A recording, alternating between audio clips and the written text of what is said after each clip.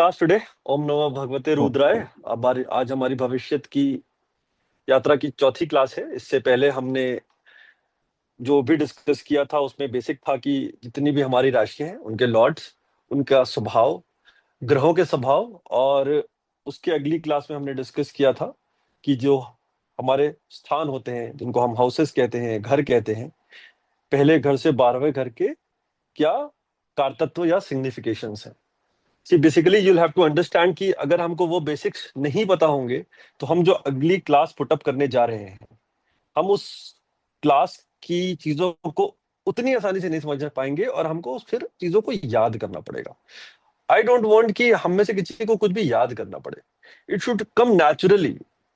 तो आज हम जो जैसे हम अभी तक क्लास ले रहे थे तो 2 पार्ट में क्लास लेते थे, आज की क्लास भी 2 पार्ट में रहेगी। आज का कंटेंट कम रहेगा, मैं अपने एंड से कम दूंगा, पर हम डिस्कशन ज्यादा करेंगे।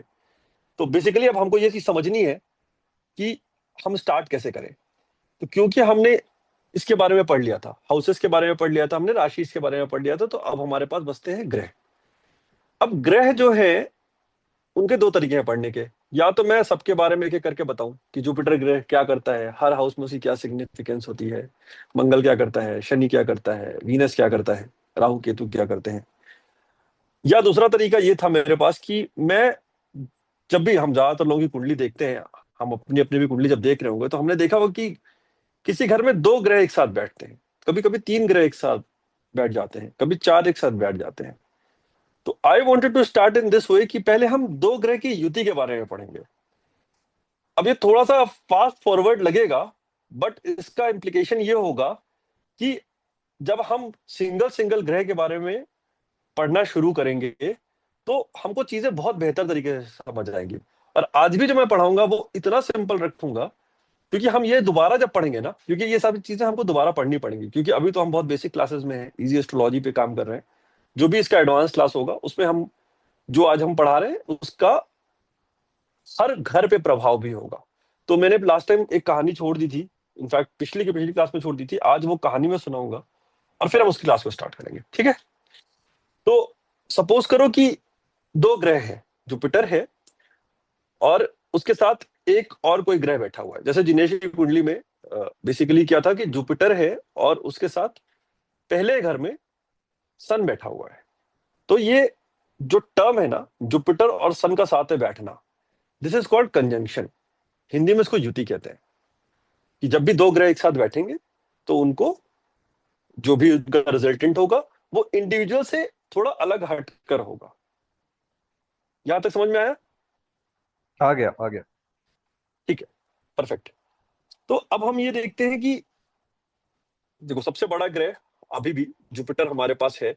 तो हम कोशिश करेंगे कि हम जुपिटर से शुरू करके धीरे धीरे सारे कंजंक्शंस पहले पढ़ें। जब सारे कंजंक्शंस हमारे खत्म हो जाएंगे तो हम वापस से एक एक ग्रह पे आएंगे, एक एक घर के ग्रह के सारे कारतत्व तो पढ़ेंगे, अलग अलग घरों में उनके अफेक्ट्स पढ़ेंगे, फिर जितने तरह के योग बनते हैं उन योगों के बारे में पढ़ेंगे। फिर इस तरह से हमारी यात्रा बढ़ती रहेगी। तो आज जो हमारा टॉपिक मेन रहेगा वो रहेगा कि जुपिटर और उसके साथ जो बाकी ग्रह हैं उनकी जो युति है, यानी उनका जो कंजंक्शन है, उसका क्या असर पड़ता है हमारी कुंडली पर। हम बहुत डिटेल में नहीं जाएंगे, पर फिर भी हम कोशिश करेंगे कि हम उसके टच पॉइंट्स को समझ लें। किसी भी तरह का क्वेश्चन होगा तो हैंड रेज कर लेना, हम डिस्कस कर लेंगे उसको, ठीक है। आगे बढ़े। तो सपोज करो कि हमारे पास जुपिटर है। अच्छा, जुपिटर का कलर क्या होता है पता है? जुपिटर का कलर होता है पीला। जैसे मंगल होता है लाल, राहु होता है नीला, बुध होता है हरा। तो सबको एक एक कलर भी अलॉटेड है। तो बीच बीच में मैं ना कलर सिग्निफिकेंस भी बताऊंगा, so that you get an idea. Moon white होता है कि ठीक है, ये 2 कलर मिलके तीसरा ग्रह कैसे बनाते हैं। युति इसलिए भी पढ़ा रहा हूं क्योंकि एक कंसेप्ट है हमारे एस्ट्रोलॉजी में, वर्चुअल ग्रह का, कि 2 ग्रह मिलके तीसरा ग्रह वर्चुअली कैसे बनाते हैं। जैसे अगर जुपिटर है और वीनस है तो ये वर्चुअल सैटर्न बनाते हैं। समझ आया या फिर से रिपीट करूं? अगर जुपिटर है और वीनस है, ये मिलके बनाते हैं वर्चुअल सैटर्न। शनि ग्रह बनाते हैं। बस इस कॉम्बिनेशन में एक चीज खास होती है कि ये जो सैटर्न बनता है इसमें केतु ज्यादा हावी होते हैं। अच्छा, एक बड़ा इंपॉर्टेंट पॉइंट ये भी है कि वीनस जो है ना, उनकी जो एनर्जीज होती हैं वो राहु प्लस केतु का सम होती हैं। तो इस केस में जब भी जुपिटर और वीनस मिले तो इन्होंने वर्चुअल सैटर्न बताया जो कि गाइडेड बाई केतु रहेगा। और राहु और केतु जो होते हैं उनकी एक्सिस पे देखा जाए, एक कंसेप्ट ये भी चाहो तो नोट कर लो, राहु और केतु ना हमेशा अपोजिट एक्सिस पे रहते हैं। मान लो फर्स्ट हाउस में राहु बैठा है तो केतु हमेशा सेवेंथ हाउस में बैठेगा। सेकेंड हाउस में बैठा है अगर राहु तो केतु हमेशा एट्थ हाउस में बैठेगा। सिक्स हाउस में राहु एक बैठा एक है। एक चीज हाँ बता दो, नहीं तो आगे हाँ चले जाओगे। हाँ वीनस की जितनी भी करेक्टरिस्टिक्स हैं, तुम कह रहे हो वो राहु और केतु से डिराइव होती है, हाँ, कि उसकी खुद जो की भी उनका कुछ करेक्टरिस्टिक्स नहीं होती हैं? उनकी तो होती है, पर जो उसका एनर्जी का मिक्स है ना, वो राहु केतु को जब हाँ मिक्स करते हैं तो उसका जो हाँ मिक्स बनता है वो वीनस की एनर्जी को डिफाइन करता है। अपना हाँ, तो तो देखो इंडिविजुअल इंडिविजुअली वीनस कैरेक्टरिस्टिक की सबके कुछ नहीं है। नहीं, इंडिविजुअली भी है, पर बेसिक डेफिनेशन अच्छा। उनकी इन दोनों से एनर्जी से बनता है। ये हाँ। इसलिए समझना इंपॉर्टेंट है कि किसी किसी का हम्म वीनस बहुत बढ़िया होता है, किसी किसी का वीनस अपोजिट तरीके से बढ़िया होता है। मींस इफ यू गेट हाँ। Illegal money it is still a money, but then it is a Rahu based money. But if you are getting hmm something from teaching, hmm or may you are taking a very good lectures, maybe some research work, maybe some patent work, तो this is Ketu का हम्म money। हम्म तो both kind of money is money, but where from where it is derived and how it is going to impact your प्रारब्ध is important। तो आज हम Jupiter से start कर रहे हैं क्योंकि जुपिटर एक तो हमारे प्रारब्ध के देवता है। जुपिटर हमारी किस्मत, हमारे गुरु, हमारे पिता, हमारी वेल्थ सबके द्योतक होते हैं।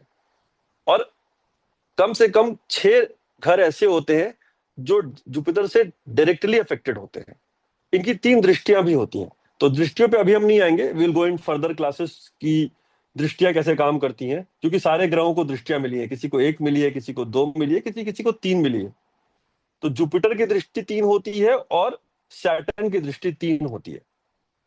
पर अभी हम फिलहाल सिर्फ जुपिटर की बात करेंगे कि जुपिटर का जो कारक तत्व है, यानी गुरु का जो कारक तत्व है, वह जब अलग अलग ग्रहों से मिलता है तो वो कैसे रिजल्ट देता है। तो अब जैसे वीनस है, अब उस दिन हम लोगों ने जब लॉर्डशिप डिसाइड की थी ना, तो जुपिटर के जो जुपिटर थे वो 2 राशियों के लॉर्ड थे। किस किस के लॉर्ड थे? चलो, अब आसान तरीका बताते हैं, हमेशा याद रहेगा। 12 घर है ना, तो जो 12 घर हैं उसमें 10वां और 11वां जो घर होता है वो शनि का होता है, ये याद है। और 9वां 12वां जो होता है वह होता है गुरु का। गुरु का। करेक्ट। तो 9वां घर जो है, 9वां राशि कौन है? धनु। सजिटेरस। यस। और 12वीं राशि कौन है? मीन है वो। Mean, Piscean. तो जुपिटर के 2 लॉर्ड कौन कौन से हुए? सजिटेरियस। जुपिटर लॉर्ड किसका हुआ? सजिटेरियस का और मीन का। और मीन का। और वीनस के लिए ऐसी बताओ। वीनस है शुक्र, तो वृषभ हो गया। टॉरस, ठीक। और लिब्रा। तुला हो गया। ठीक है, अब जैसे अमन बात कर रहा था ना कि दोनों लोगों का टॉरस और लिब्रा इन लोगों के दोनों के साथ की राशि है, जैसे जुपिटर है, तो जुपिटर को हम पहले अगर वीनस से लिंक करते हैं, जुपिटर और वीनस एक साथ बैठ जाए तो क्या होगा? बताओ, जुपिटर का कारतत्व तो क्या था? जुपिटर और वीनस का आपस में जमता नहीं है, ये मुझे पता है, नहीं क्योंकि वो देखो, अब असुरों के गुरु और वो नहीं देवताओं नहीं के गुरु। नहीं नहीं, ये बात बिल्कुल सही है, लेकिन इसमें बहुत बड़ी चीज आपको समझनी पड़ेगी कि दोनों गुरु हैं, तो दोनों गुरु तत्व हैं दोनों के अंदर। दोनों हाँ, तो हानि दोनों नहीं साथ में पहुंचाते, रहेंगे तो आपको ज्ञान बचाएंगे। पर हानि नहीं पहुंचाते। दोनों के स्वभाव का ज्ञान जो है ना, जो ज्ञान का हम्म। स्वभाव है वो अलग अलग है। चलो ठीक है, एक कहानी बता देते हैं फिर स्टार्ट करते हैं। हम उस दिन बहुत दिन से ये कहानी बनाना इसलिए चाह रहे थे क्योंकि वो बहुत इंपॉर्टेंट हो जाता है चीजों को समझने के लिए। जो सूर्य भगवान थे, तो सूर्य भगवान की जो पत्नी थी उनका नाम था संज्ञा। अब सूर्य भगवान में ताप बहुत था, संज्ञा उनके साथ रह नहीं पाती थी, तो उन्होंने अपनी एक छाया बनाई और खुद भ्रमण के लिए निकल गई और छाया को छोड़ दिया सूर्य भगवान के पास।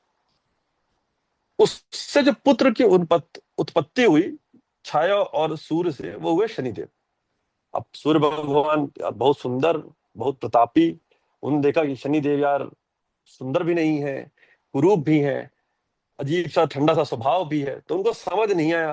खैर पता चला, क्रोधित हुए, तो उन्होंने अपने आप से उनको बहुत दूर कर दिया। तो जब हम प्लेसमेंट देखते हैं ग्रहों की, तो देखते हैं ना, शनि वैदिक उसमें एस्ट्रोलॉजी में तो शनि आखिरी है।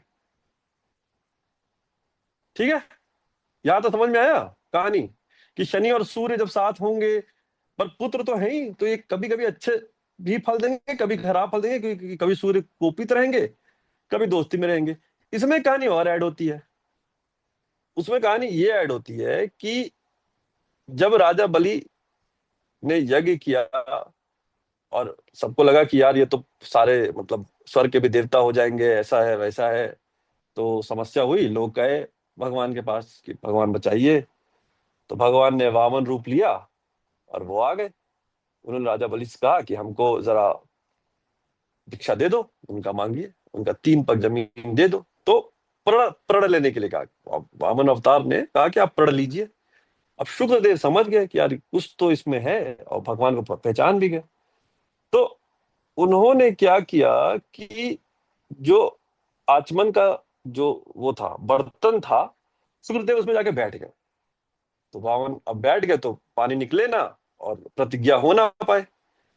तो वामन अवतार जो थे भगवान, उन्होंने एक तिनका उठाया और उसमें मारने लगे, जिससे शुक्रदेव की आंख फूट गई। अब शुक्रदेव बहुत सुंदर थे, शनिदेव को बुरा लगा। उनको लगा कि यार हम तो कुरूप ऑलरेडी हैं ही, हमारी एक आंख हम दे भी देंगे तो क्या फर्क पड़ेगा। तो उन्होंने मित्रता में एक आंख सूर्यदेव को दे दी। तो अब जब भी सूर्य मतलब ये शनिदेव और शुक्रदेव साथ में बैठते हैं, ये अच्छा फल देते हैं, क्योंकि दोनों एक दूसरे को मित्र मानते हैं। तो मित्र और शत्रु राशियां अगर साथ में बैठती हैं तो अलग अलग तरह का फल देती हैं। मित्र मित्र बहुत अच्छा फल देंगी, शत्रु शत्रु बहुत खराब कर देंगे। लेकिन ये डिपेंड करता है कि वह किस राशि में जाके बैठती है। इसलिए मैं कह रहा हूँ राशि याद होनी चाहिए। तो जुपिटर जो है वो देव गुरु, और शुक्र जो है वो दैत्यों के गुरु। तो हम पहले स्टार्ट करते हैं 7th हाउस से। 7th हाउस क्यों? क्योंकि ये हमारे स्पाउस का हाउस है। तो जिसके भी कुंडली में यह युति बन रही हो, उसका स्पाउस का डबल फेस होता है। क्या युति? जुपिटर और वीनस की युति अगर आपके 7th हाउस में बन रही हो तो बी प्रिपेयर्ड, आपका स्पाउस डबल फेस्ड है। May be she appears or he appears to be very kind, but he can be very shrewd. It can be towards तो the स्पाउस society, के प्रति या दुनिया के प्रति? दुनिया के प्रति, स्पाउस के प्रति, सबके प्रति। ये चीज हमको अच्छा। समझनी पड़ेगी। और अगर यही युति पहले घर में बन जाए ना, तो हम खुद वैसे होते हैं। ओके। ठीक है, तीसरे घर में बन जाए तो क्या होगा? तीसरा घर है सिबलिंग्स का। तो सिबलिंग भी हमारा ऐसा हो सकता है, तो जमीन का झगड़ा होगा फिर हम लोग के बीच में। हो सकता है। हम्म। ठीक है, 4th में माता का स्वभाव ऐसा हो सकता है, 9th में पिता का स्वभाव, 10वें में बॉस का स्वभाव। तो भाई एक कारतत्व तो हमने पकड़ा और उससे हमने ये सारी चीजें डिफाइन कर ली। अब अगले कारतत्व पे आते हैं। जो धन का इस्तेमाल है, जो शुक्र का इस्तेमाल हम कर रहे हैं, जुपिटर ने किया। मान लो 5th हाउस में हमने, 5th हाउस क्या है? एजुकेशन का भी है भाई, बच्चों का था हमारा, बच्चों का 5th हाउस में हो तो बच्चों का स्वभाव ही ऐसा हो सकता है। पर जैसे धन का इस्तेमाल हमने अपने बच्चे पे किया, ठीक है, 5th हाउस में एक अगली सिग्निफिकेशन क्या थी? एजुकेशन की। मान लो कि अब ये समझने वाली बात है कि जुपिटर और वीनस 5th हाउस में बैठ गए। अब यहां वीनस में अगर केतु भारी हुआ तो इस एजुकेशन से आदमी बहुत बढ़िया पढ़ाई करके, उसका बहुत अच्छा इस्तेमाल करके कुछ बढ़िया प्रेजेंटेशन दे सकता है लाइफ में। मतलब मे बी फ्रेंडली प्रोडक्ट्स बना दे, कुछ नए तरह के इनोवेशन लेकर आए, कुछ बढ़िया पोस्ट पे काम कर रहा हो जो सामाजिक लोगों के काम आ रहा हो, समाज के काम आ रहा हो, सरकार के काम आ रहा हो। और अगर यहाँ पे राहु हावी हो गए, यानी वीनस पे राहु हावी थे पहले से ही, तो ऐसे लोग वो ओसामा बिन लादेन बन जाते हैं कि उन्होंने क्यों? पढ़ाई तो बहुत बढ़िया की, लेकिन उन्होंने उस पढ़ाई का इस्तेमाल गलत पर्पस के लिए किया। इंटेलिजेंट तो थे क्योंकि जुपिटर का इंटेलिजेंस तो उनको मिल गया था। तो जुपिटर और वीनस का ये जो इम्प्लीकेशन है ना, ये कई बार ऐसी कुंडलियों में देखा गया है। इसलिए हमें समझना पड़ेगा कि जो सामने वाले का शुक्र है वो केतु से प्रभावित है या राहु से प्रभावित है। यह जब आप जातक की कुंडली इंडिविजुअली देखते हैं ना, तो पता चल जाता है। क्योंकि फिर केतु और राहु कहाँ बैठे होंगे और कहाँ से दृष्टव्य होंगे, उससे बहुत फर्क पड़ेगा। ठीक है फिर। जुपिटर, हेलो, हाँ ये बोल रहे बोलो। आप सेवेंथ हाउस में बोल रहे हो, तो सेवेंथ हाउस पे जुपिटर हम्म। और वीनस एक साथ होना चाहिए, तब वो वॉट एवर डुअल फेस हाँ हो रहा है। Correct correct correct correct correct. ठीक है। किसी और घर अभी में जुपिटर वीनस साथ में है तो? हाँ नहीं, उसमें बहुत सारी चीजें होती है, हम आगे डिस्कस करेंगे। ट्राइन में हुआ, केंद्र में हुआ, दृष्ट हो रहा हो एक दूसरे से, तो भी ऐसे कंजंक्शंस कहलाते हैं। बट अभी हम सिर्फ ये समझेंगे कि एक साथ बैठे हुए हैं। कंजंक्शंस के बहुत सारे तरीके होते हैं, एक दूसरे को देख भी रहे हम्म। होते हैं ना, तो भी वो बन जाता है। ट्राइन में हो तो भी बन जाएगा, केंद्र में हो तो भी बन जाएगा, पर अभी हम्म। उस लेवल पे हम लेकर नहीं आ रहे। एक एक करके चैप्टर कंप्लीट करते हैं, ठीक है? ठीक। क्योंकि भाई ये तो चलो इतना बड़ा सब्जेक्ट है कि हम खत्म ही नहीं कर सकते कभी। ठीक है। चलो चलो वाला अब पूछो ना। यही चीज है कि अगर फोर्थ हाउस में ये कॉम्बिनेशन बनता है, तो ये बहुत बढ़िया धन योग बनाता है, बहुत बढ़िया धन योग। क्योंकि जुपिटर मिला, वेल्थ मिला, तो दोनों चीजें जब मिल गई तो हमें अच्छा धन योग मिल गया। ठीक है। इसका जो राशि है, मान लीजिए हाँ जैसे सेवेंथ हाउस में है, वहां किसी हाँ की धनु राशि बैठी हुई है, ठीक है, तो सपोर्ट कर ठीक रहा है है, ना जुपिटर। दोनों जुपिटर बैठे हुए हावी हैं हो गया। तो जुपिटर हावी अच्छा। हुआ ना। और अगर जो शनि के उसकी फ्रेंडली है या उसकी खुद की है, तो उसका शनि का प्रभाव बन जाएगा, मतलब शुक्र का हाँ प्रभाव बन जाएगा। करेक्ट अगर करेक्ट ऐसा करेक्ट कोई करेक्ट। बैठा हुआ है जिसमें उन दोनों में से, क्योंकि दोनों आपस में फ्रेंडलीज नहीं है, तो जिसका फ्रेंडली है उसका प्रभाव बढ़ जाएगा। इसका प्रभाव बढ़ जाएगा। और अगर वर्स्ट के सिनेरियो में किसी किसी घर में ये दोनों अपने अपने रिजल्ट देते हैं, ये गुरु अपना रिजल्ट देना स्टार्ट कर देगा और शुक्र अपना रिजल्ट देना स्टार्ट कर देगा, तब युति काम नहीं करेगी। ठीक। ठीक है। यस। एक बात बताओ, हाँ ये जो पिछली बार जो स्क्रीनशॉट भेजे थे, फर्स्ट हाउस सेकंड हाँ। हाउस ऐसे करके, इसमें जो हम्म एजुकेशन वाला एस्पेक्ट है, इसमें वो हम्म। फोर्थ हाउस में भी है और फिफ्थ हाउस में भी है। The only uh, difference is fourth house में ग्रेजुएशन के पहले का है और फिफ्थ हाउस में ग्रेजुएशन के बाद का है, मतलब ग्रेजुएशन ऑनवर्ड्स, है करेक्ट। ना? तो वो फोर्थ और फिफ्थ दोनों ही एक साथ होने चाहिए ना, मतलब कि हमें लोग की नहीं नहीं तरह ग्रेजुएशन जाके फाड़ दिया नहीं नहीं नहीं नहीं मतलब। नहीं, सेकंड हाउस का अलग, हाँ, सेकंड हाउस भी एजुकेशन के लिए देखते हैं। सेकंड हाउस का एजुकेशन जो परिवार से हमें शिक्षा मिलती है, जो हम पहली भाषा बोलते हैं। प्राइमरी, हाँ ब, प्राइमरी हाँ जो एजुकेशन। अपने प्राइमरी से भी हाँ कम समझ लो ना, कि जो हम पहली भाषा बोलते हैं। भाई हमारा बच्चा, एक तमिलियन घर में बच्चा पैदा होता है तो तमिल बोलता है, बंगाली हाँ घर में होता है हाँ तो बंगाली बोलता है ना, तो वो भी तो एजुकेशन है ना भाई। हाँ हाँ। ठीक है। अच्छा तो यार ये ये युक्ति ना। ऐसे तो जैसे जैसे हाउस ग्रेजुएट हाँ हो रहे हैं टुवर्ड्स हाँ। अपर हाउसेस, तो वो एजुकेशन का एस्पेक्ट है, but that keeps yes, on increasing what I notice कि भाई नाइन्थ सेकंड हाउस, हाउस में कम, फोर्थ हाउस में। नाइन्थ हाउस में आप पीएचडी कर। वही वही वही कह रहा हूँ, एजुकेशन पोस्ट इनफैक्ट तो as you at are house of graduating. हाँ रिसर्च। हाँ, ठीक है, वही वही तो वही एक बात मैं। पे वापस आते हैं। ये युक्ति छठवें घर में अच्छी नहीं मानी जाती है। कौन सी वाली फिर से रिपीट कर, कौन सी वाली? जो अभी जो जुपिटर और वीनस हम जो युति जो डिस्कस जुपिटर और कर उसके, रहे हैं, हाँ ठीक ठीक। हाँ, ये युति छठवें घर में अच्छी नहीं मानी जाती है। आठवें घर में अच्छी मानी जाती है। ससुराल से पैसे मिलने के चांसेस बढ़ जाते हैं, या ससुराल संपन्न होता है। क्योंकि आठवां घर क्या है? ससुराल है। आठवां और वहां डेथ ऑकल्ट वो सब भी है ना आठवां तो? पर ससुराल भी आठवां है ना। ससुराल है। हाँ। हाँ in-laws, wives, insurance, family. Astrology, death. ठीक है।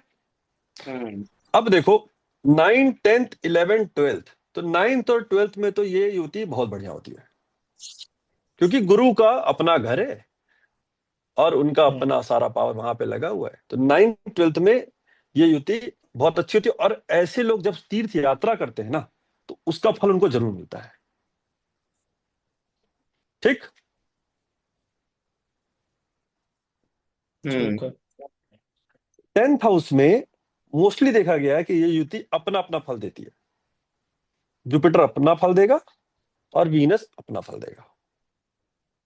मतलब फिर वो वो यूनिट दोनों नहीं के होगी, फिर वो सेपरेट हो जाएगा। मतलब 11th और 10th हाउस में मोस्टली ये अपना अपना फल देंगे। जो हम करते तो पढ़ेंगे ना कि 11th हाउस में वीनस का क्या फल होता है और जुपिटर का क्या फल होता है, या 10th हाउस में वीनस का फल क्या होता है, जुपिटर का फल क्या होता है, ये अपने अपना फल देते हैं। कॉम्बिनेशन का फल फिर नहीं रह जाता है। ओके। ठीक है, आगे चले। हम्म। ठीक है। अब अब जो होता है ना, हमको एक चीज ये समझनी होगी। अब 12th ये तो हाउस में बहुत क्या बड़ा होता प्लान। 12th हाउस में तो बढ़िया है, ट्रस्टी मतलब ऐसे होता है ना, टेम्पल का कोई ट्रस्टी बन गया। 9th हाउस में 12th हाउस में, ये दोनों में, क्योंकि गुरु का अपना घर होता है, ऐसे लोग ज्यादातर टेम्पल के ट्रस्टी या धर्म गुरु इस तरह की चीजें बन जाते हैं। लेकिन अगेन, अगर अगर वहां राहु बैठा हुआ है तो यही वाले जो धर्म गुरु होते हैं जेल जाते हैं। समझे? देखो क्या हुआ, जुपिटर था, वीनस था, बढ़िया धर्म गुरु बनाया। वहां राहु बैठा, वीनस और राहु, दिमाग खराब किया। वीनस राहु एक खराब कॉम्बिनेशन होता है। 12th हाउस जेल होता है, तो चारों मिला के कहाँ पे ले गया? जेल लेके गया। है? एक्स्ट्रा मैरिटल अफेयर भी तो हो सकता है। बिल्कुल होता है, लेकिन उसमें वीनस और उसमें तब जुपिटर नहीं रहता है, वहां पे हमेशा वीनस और राहु का कॉम्बिनेशन होता है, तब ऐसा होता है। ठीक है। अब दो चीजें बताते हैं। इससे हम लोग थोड़ा सा और भी चीज सीखेंगे। जब जुपिटर राहु के साथ बैठता है और जब जुपिटर केतु के साथ बैठता है। जब जुपिटर राहु के साथ बैठता है ना, तो उसमें एक चीज ये देखी गई है, उसको वैसे तो गुरु चांडाल योग कहते हैं और इसको एक खराब योग माना गया है। But in modern times and what I have seen in multiple कुंडलीज, नाम भले उसका कुछ भी हो, but it is considered good, because ऐसे लोग, ऐसे बच्चे बहुत इंक्विजिटिव होते हैं। तो उनको अगर पर्टिकुलरली गाइडेंस मिलता रहे ना, तो वो बहुत, मतलब, गुरु है और राहु है। अब इसको इस तरह से हम समझे कि राहु जो होती है वो होती है साफ हवा, आकाश तत्व है ना, हम्म। और राहु होता है धुआं। तो जब एक साथ बैठते हैं तो चीजें गंदी, मतलब गंदगी में आ जाती हैं। बट जुपिटर अगर उस पर कंट्रोल कर ले गया तो it will be giving good results. नहीं कर पाया, राहु हावी हो गया, अब छठवें घर में राहु हावी हो जाएगा। सॉरी। मतलब ये इस तरीके से अगर वो जुपिटर के अपने हाउसेस में बैठा, अपनी राशियों में बैठा है तो भी, और अपने घर हाँ। में बैठा है तो भी, there are better hmm. Chances of positive result. अगर वो हम्म। उसमें नहीं बैठा हुआ है, देन जैसा वो घटता है वन थर्ड करके, उस तरीके से घटेगा। और अगर वो जुपिटर के किसी एनिमी का घर है तो उसका प्रभाव हमको राहु का, केतु का प्रभाव ज्यादा मिलेगा। हाँ, अब राहु के साथ और भी क्या होता है, जब राहु जुपिटर बैठते हैं तो देखा गया कि ऐसी हालत में ना, एक वर्ड होता है सेरेंडिपिटी, अचानक से कुछ हो जाना, संयोग। अनसर्टेनिटी होती है। हाँ, अनसर्टेनिटी बहुत होती है, तुम्हारा इंस्टेबिलिटी बहुत होती है, और ऐसे घरों में हिस्ट्री होती है हार्ट अटैक की, ब्रेन स्ट्रोक की, पैरालिसिस की। ऐसे घरों में हिस्ट्री देखी गई है जब भी जुपिटर और राहु एक साथ होते हैं। सांस की भी समस्या होती है, क्योंकि राहु अब गंदा हवा है ना, तो जुपिटर के साथ बैठा तो सांस की एक समस्या हुई। ठीक है। ओके। अब जुपिटर केतु के साथ आए। जुपिटर और केतु की जो युति होती है ना, सबसे अच्छी युति मानी जाती है केतु के साथ। केतु भले ही क्रूर ग्रह कहे गए, पर वह जुपिटर के ना, वो शिष्य माने जाते हैं। तो जब भी यह युति एक साथ होगी, इसको ध्वजा योग कहते हैं। अब ध्वजा योग अपने से मतलब है कि यह युति जिस भी घर में होगी, उसके जो कारतत्व होंगे या उस पे जो लोग इन्वॉल्व होंगे, वह आपकी ध्वजा स्थापित करेंगे। जैसे अगर 4th हाउस में हुई तो आपकी माता जी ध्वजा लेकर खड़ी होंगी, आपको बचाने के लिए, विजय के लिए, सपोर्ट के लिए। She will be the protagonist of the family. 7th house में हो गई तो your wife will be the protagonist of the family. 9th house में हो गए, your father will be the protagonist of the family. 12th house में हो गए तो somewhere other society will be the protagonist around you. You will be a very very social person.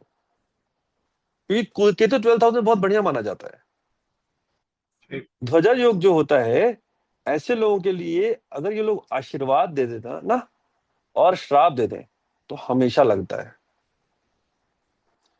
Ketu और Jupiter होते हैं ना, ये दरवेश होते हैं ना, जैसे फकीरी, बहुत तरह के पुजारी होते हैं, कुछ दरवेश होते हैं। तो एक दरवेश होता है जो ऐसे लोग गुरु का बहुत सम्मान करते हैं, पिता के का बहुत सम्मान करते हैं, ध्वजा योग वाले, मतलब हमेशा ही इनका बहुत ज्यादा अपने श्रद्धा देखी गई है इसके प्रति, गुरु और पिता के प्रति, धर्म के प्रति भी देखी गई है। और अगर ये नहीं फलित हो रहा हो तो इसका एक छोटा सा उपाय है, वो हम आखिर में डिस्कस करेंगे, क्योंकि कुछ उपाय ऐसे हैं जो अगर हम रेगुलरली करते रहे तो ये योग बहुत अच्छा फलित होता है, ध्वजा योग।